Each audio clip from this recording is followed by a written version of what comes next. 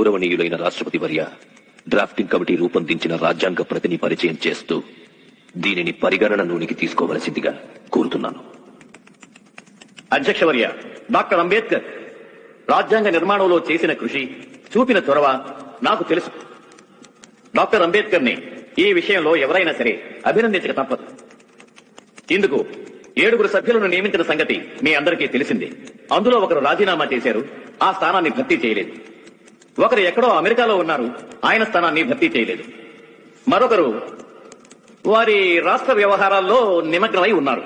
అలా సభ్యుల సంఖ్య తగ్గుతూ వచ్చింది. ఒకరిద్దరు వ్యక్తులు ఢిల్లీకి చాలా దూరంలో ఉన్నారు.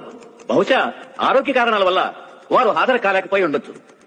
అందువల్ల అటువంటి పరిస్థితుల్లో మన ఈ రాజ్యాంగ నిర్మాణ భారం అంతా డాక్టర్ అంబేద్కర్ మీదే పడింది. నిస్సంశయంగా మనం వారికి కృతజ్ఞులం.